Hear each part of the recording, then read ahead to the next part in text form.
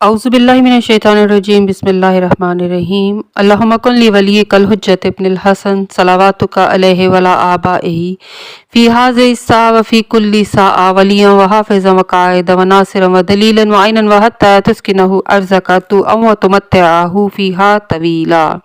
अस्सलामु अलैकुम सामीन, हमारे चैनल ज़िक्र उला में खुशामदीद।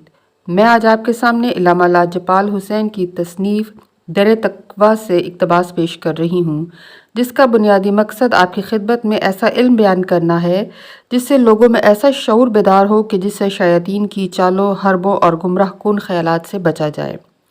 अगर आप इस किताब का मुकम्मल मुताला करना चाहें तो इस किताब की PDF को हमारी वेबसाइट www.idarakhatamulawliya.com से फ्री इंस्टॉल कर सकते हैं। सब्र क्या है? तकवा का कामिल नमूना कौन है? करबला में नुसरत करने वाले कौन थे?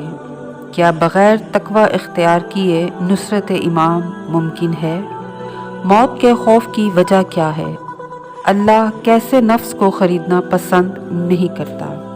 साबिर का अहले तकवा में शुमार होना। दोस्तों, सब्र की एक किस्म जो आयतुल्लाह इमाम खुमैनी ने अपनी किताब चहल हदीस में बयान फरमाई है कि जज़ा मस्तूर पर नफ्स को शिकायत से महफूज रखता है, क्योंकि नफ्स जब तक गुनाहों और बलियात के वक्त अताअत इलाही को फ़ौक़ियत देता है, गुनाह करने से परहेज़ करता है, तो यही सब्र है। यानी मासियत के वक्त सब्र करने का बड़ा दर्जा है, क्योंकि नफ्स को अल्लाह की बारगाह में शिकायत एतराज़ात से रोकना सब्र कहलाता है। क्योंकि नफ्स अम्मारा हमेशा इंसान पर गालिब होकर बेसब्री पर उभारता है, और बेसब्री वजह हलाकत है।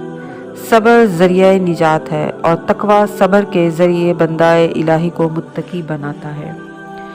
क्योंकि दरजाते सब्र के बुलंद मरातब पर वही फायज होते हैं जो हर तरह की मुश्किलात, मसाइब, गुनाहाने कबीरा और सगीरा से महफूज होकर बातिन में अपने नफ्स को ज़ेर कर चुके हों। इससे ये नतीजा मिलता है कि साबरीन अहले तकवा में शुमार होते हैं, क्योंकि सब्र के नताइज बहुत से हैं। इनमें रियाज़त नफ्स के ज़रिए अहले तकवा अफराद की सही तरबियत शामिल है।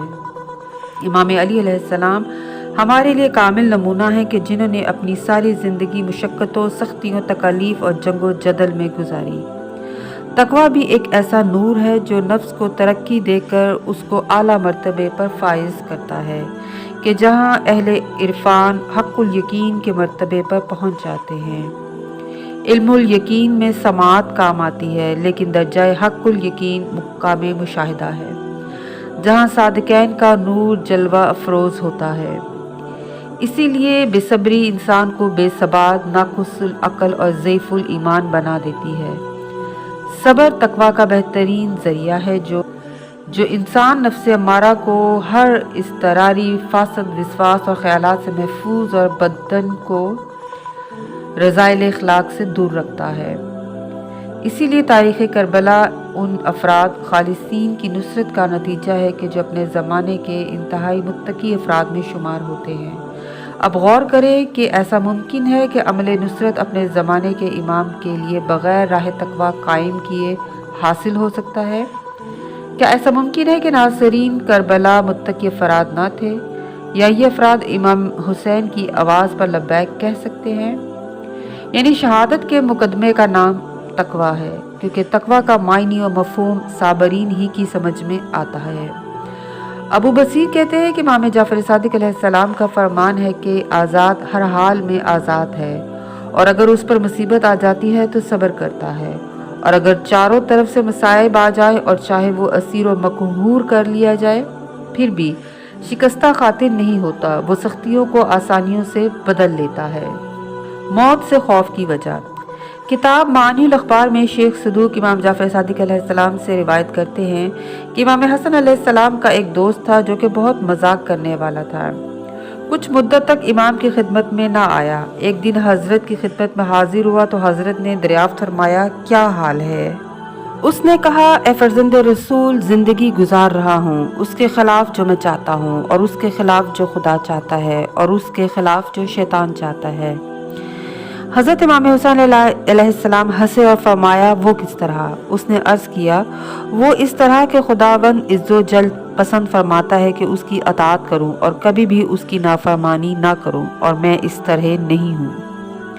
اپنے لیے پسند کرتا ہوں کہ ہرگز نہ مروں، مگر اس طرح بھی نہیں ہے۔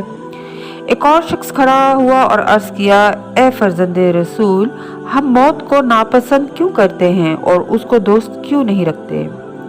حضرت امام حسن علیہ السلام نے فرمایا سبب یہ ہے کہ تم نے آخرت کو تباہ کیا اور دنیا کو آباد کیا، اس لیے تم ناپسند کرتے ہو کہ آباد جگہ سے منتقل ہو کر خراب جگہ کی طرف جاؤ۔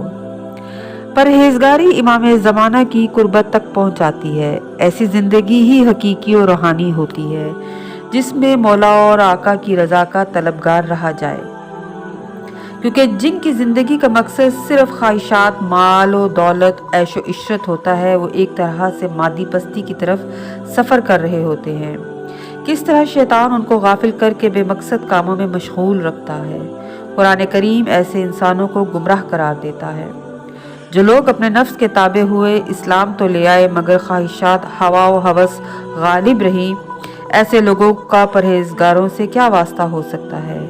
ایسا فرد جو اپنی روحانی زندگی میں نفس کی ملکوتیت اور کمالات کو پانے کے لیے مادی دنیا کی ہر لذت نفسانی کو قربان کر دیتا ہے، وہیں اصل کامیاب ہوتا ہے۔ یعنی اللہ کے ہاں نفس کو بیچا کیوں جاتا ہے؟ نفس کا بہترین خریدار اللہ تعالیٰ کی ذات ہے۔ کیا وہ نفس حیوانی کو خریدے گا؟ ایسا نفس جو فجورہا کے الہام پر عمل کرے اس کو خریدے گا؟ ایسا نفس جو دعوت نبی پر کان نہ دھرے، اپنی من مرضیوں سے زندگی گزارتا رہے؟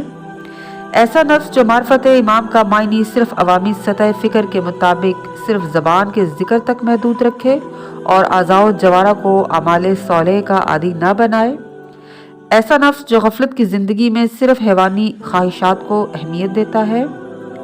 ایسا نفس جو معرفت و اطاعت نور حق کا انکار کرے؟